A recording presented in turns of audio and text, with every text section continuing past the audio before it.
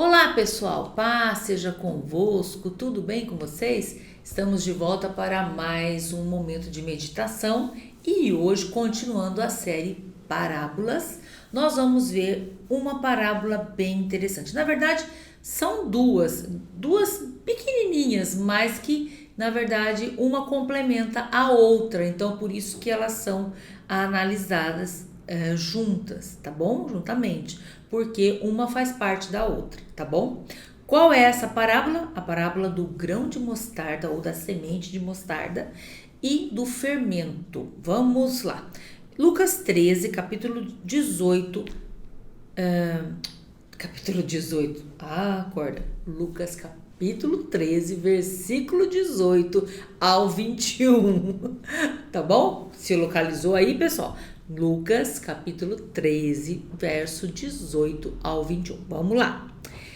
E dizia: aqui é semelhante ao reino de Deus e ao que compararei? Jesus falando, né?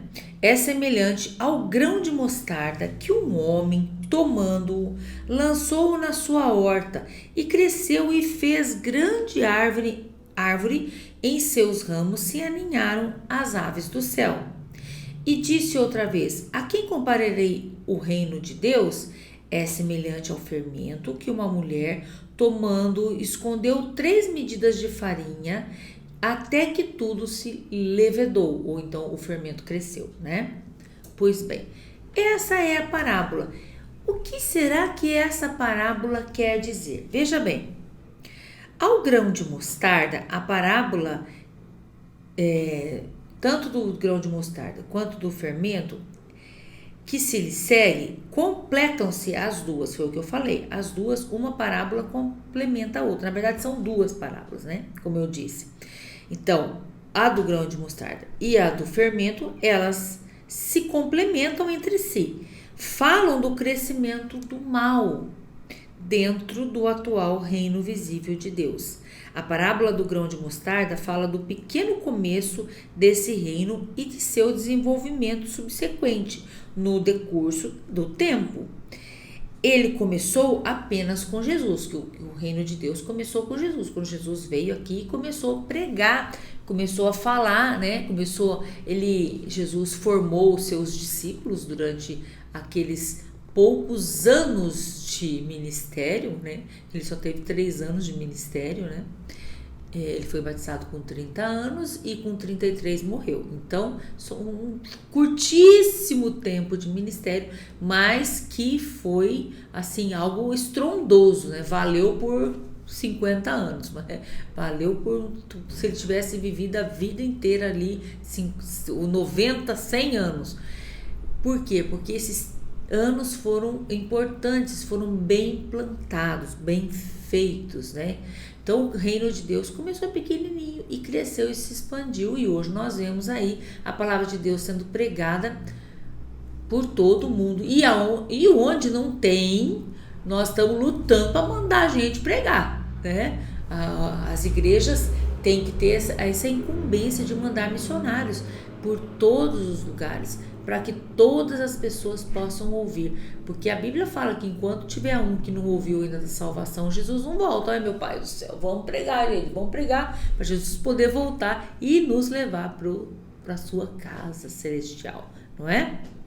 Pois bem, então essa parábola, essas 2 parábolas, o que elas falam? Elas falam sobre que esse reino de Deus começou pequeno, começou humilde, né? Começou parecendo que não ia muito longe, mas foi, e está indo, e vai continuar indo muito, muito longe. Veja bem, imagina que Jesus deixou lá os discípulos, né? E depois que Jesus foi morto, ressuscitou e voltou ao céu, os discípulos que continuaram a obra aqui, espalhando, né, a palavra, espalhando a palavra de Deus, o evangelho, a verdade de Jesus para todas as pessoas. Com perseguição, com luta, mas continuaram, mas foram. E foi se espalhando, passou pelo tempo, resistiu o tempo, e as distâncias Veja, chegou até nós, olha aqui, do outro lado do mundo, estamos nós aqui falando sobre o amor de Jesus. Mas o que essa parábola também fala? Que depois que o reino de Deus veio, assemelhando-se ao grão de mostarda, que começou pequenininho, a semente de mostarda, ela é minúscula, é um cisquinho. E ela, depois que ela é plantada, que ela germina, ela cresce, ela se torna um arbusto grande. E aqui a Bíblia fala que ela cresceu, cresceu no verso 19. É semelhante ao grão de mostarda, a semente de mostarda, que um homem tomando lançou na sua horta, cresceu e fez grande árvore. E em seus ramos se aninharam as aves do céu. Aqui, o que significa essas aves do céu que se aninharam e vieram ali comer daquela planta? É a infiltração do maligno. E o que significa isso? Significa que o mal, ele cresce em todos os lugares. Tem gente que fala assim, não vou na igreja não, porque lá tem gente errada. Ô gente, mas a igreja é pra gente errada. É pra gente torta. É pra gente levado a breca, quebrado, estrupiado. Mas só que a pessoa entra assim e muda. Não pode ficar assim. Tem que mudar, porque Jesus muda e transforma a pessoa que quer ser mudado. Entendeu? Então, a igreja, se você fala assim, porque tem gente não sei o que, você não pode olhar para os outros, olha para si mesmo, você também tem pecado, tem erro, tem coisa para consertar na sua vida. Para de olhar o do outro, do lado do outro, deixa que cada um cuide de si. E se a pessoa não quiser se consertar, a pessoa vai dar conta para Deus depois. Depois a pessoa vai ter que se acertar com Deus. Cuida você da sua vida, para você não levar um susto no dia do final, no juízo final. Fala, mas eu não fui por quê? Porque você não se consertou, ficou cuidando da vida dos outros, esqueceu de cuidar da sua. Então, cuide da sua vida. Por quê? Porque a palavra de Deus diz que o mal se infiltra mesmo, se infiltra. E olha aqui, quando ele fala do fermento, olha ali, todo cristão deve tomar cuidado para que o fermento do mal não afete sua vida. Nós temos que olhar para Jesus e procurar ficar firme sempre em Jesus, não deixando as influências malignas entrarem na nossa vida, não deixando o fermento, esse fermento que muda a composição do produto, da matéria-prima, que faz crescer, faz inchar, né? Aqui ele faz uma comparação, o texto faz uma comparação como se, assim, mostrando que aquilo vai ser modificado, estragado, corrompido, entende? A essência primária, primordial, é corrompida, se transforma em outra coisa. E veja bem, no que que você tem se transformado? Será que você tem deixado apenas Jesus tocar na sua vida? Ou o mal tem tido influência na sua vida? Ou o pecado tem tido influência na sua vida? E você está sendo corrompido pelo mal, pelo pecado? Veja bem, aqui fala é um alerta para que as pessoas não deixem que os passarinhos venham se aninhar, que o pão seja levedado, ou seja, que você cresça em raiva, em ciúme, em discórdia, em podridão. Você não deixe nada que for mal crescer na sua vida. Pelo contrário, você corte o que for mal, tira o que for mal. A Bíblia fala assim, um olho atrapalha, arranca, joga fora, melhor entrar no céu sem um olho do que no inferno com dois. São comparações, né? Você tem que cortar o mal da sua vida. Tem pessoas que sabe, pegando o mal e tratando como se fosse animalzinho de estimação. Ai, cuti, coisinha linda da mamãe. E trata o mal como se fosse, trata o pecado como se fosse de estimação. Nós não podemos fazer isso, nós temos que lutar contra o mal, nós temos que lutar contra o pecado. E outra coisa, nós temos que olhar apenas para Jesus. E nós temos que estar firme em Jesus, apenas sabendo que é Ele que cuida da gente, é Ele que é verdadeiramente, que é o nosso Salvador, Ele que tem interesse de nos fazer o bem. O inimigo não, o inimigo ele vai tentar nos afundar, tentar nos matar, tentar nos destruir. Então nós temos que estar apenas olhando para Jesus, fazendo as coisas certas e buscando. Então todo cristão deve ter o maior cuidado para que o mal não afete sua vida. O segredo da vitória contra isso tudo consiste em sempre olhar para Jesus com fé. Sempre olhar para Jesus com fé. Isso é importante, olhar para Jesus. Não olhar nem para a direita nem para a esquerda, olhar para Jesus com fé. Depois, desprezar as coisas do mundo. Gente, não tenha pecado de estimação. Se livre do mal, se livre do pecado. Outra coisa, permanecer na palavra de Deus. Ficar firme na palavra de Deus. Gente, tem pessoas que aceitam Jesus hoje, amanhã já largou. Que isso? Vamos permanecer firme até o último dia, até morrer. Porque aí quando a gente morrer, a gente vai para o céu com Jesus. Ou então, se você morreu, mas Jesus voltar amanhã, nós já vamos tudo para ele, com ele mesmo. Entende? De uma maneira ou de outra nós vamos com ele. Mas permaneça firme com ele. Não despreze a palavra. Não olhe nem para a direita nem para a esquerda.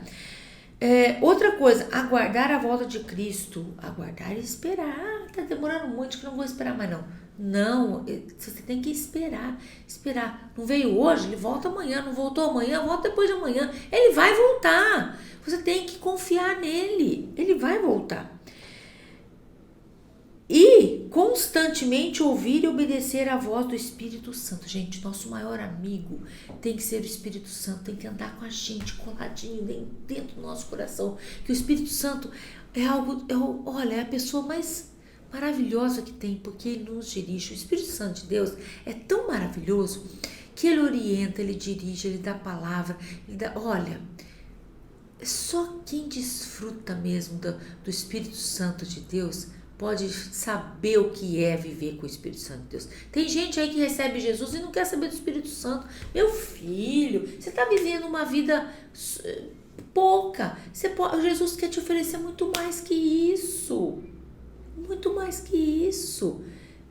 Desfrute da presença de Deus, desfrute da amizade de Jesus, do companheirismo de Jesus, do amor de Jesus, desfrute da bênção que é o Espírito Santo de Deus, que o Espírito Santo de Deus é algo maravilhoso, é uma pessoa fantástica, incrível, super maravilhosa, mas você tem que aprender a andar com ele, tá? Outra coisa, olha só, estar disposto a sofrer com Cristo. Você está disposto? Ou com a primeira luta, com a primeira dificuldade, primeira vez que os seus colegas vão rir de você porque você ele agora é crente, não quer saber mais de Jesus, não. Não, você tem que estar disposto a sofrer por Jesus. Sofrer até, firme, sofrer por Jesus. Permanecer fiel até a morte, se for preciso. Você está disposto? E por Cristo, estar firme e lutar contra todas as formas do mal. Com Cristo. Lutar contra as formas do mal, não é se conformar com este mundo, não, e aceitar o mal e o pecado, não. Gente, você é quadrado, você é antiquado, você é antigo, hein? Vamos modernizar. Tem coisas que não dá pra modernizar, não, gente. É pecado do mesmo jeito, então foge disso. E outra coisa, defender o Evangelho. Você defende o Evangelho de Jesus? Se rirem de você lá na roda de amigos, você vai defender Jesus? Você fala, não, eu sou de Jesus. Pode rir de mim, não tô nem aí. Eu sou de Jesus. E revestir-se de toda a armadura de Deus. Buscar toda a direção, toda a bênção. Buscar toda a armadura de Deus. Estar como um soldado de Jesus. Como um soldado de Cristo. É assim que você está? É assim que você faz? Ou você está deixando os passarinhos virem pousar? Tem um ditado que diz assim: você não pode impedir que um pássaro pouse na sua cabeça, mas você pode impedir que ele faça um ninho. Esse ditado não é bem sábio? Bem sábio esse ditado. Você tá parado assim, de repente um passarinho pode parar na sua cabeça. Pode, mas você não tem como impedir, certo? Você faz, passarinho, sai daí, sai daí.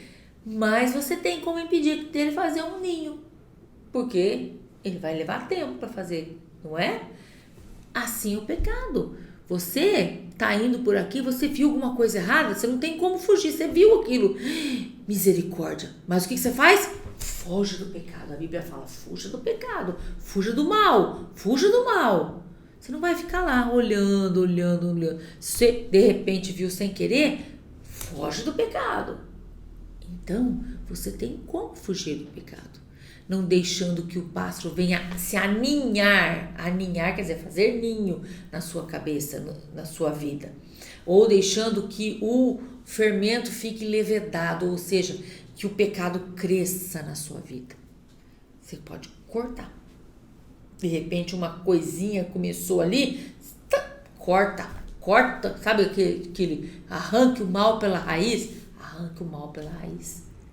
Gente, tem muita gente fazendo o pecado de estimação. Ticute, coisinha linda. E aonde que? Não posso falar a palavra. Aonde a pessoa se encrenca. A pessoa se encrenca. Por quê? Porque dá lado pro pecado. Então, não dê lado pro pecado. Seja esperto, rapaz. Para de ser cabeçudo. Fica firme com Jesus, tá bom? Vamos orar? Pai, ajuda, Senhor Deus, essa vida a permanecer firme em Ti. Senhor, fugindo do mal, fugindo do pecado, fugindo do erro, fugindo de tudo que é errado. Senhor, ajuda a permanecer firme e olhar somente para Ti e ser uma bênção no nome de Jesus. Amém. Deus abençoe. Até a próxima parábola. Beijo.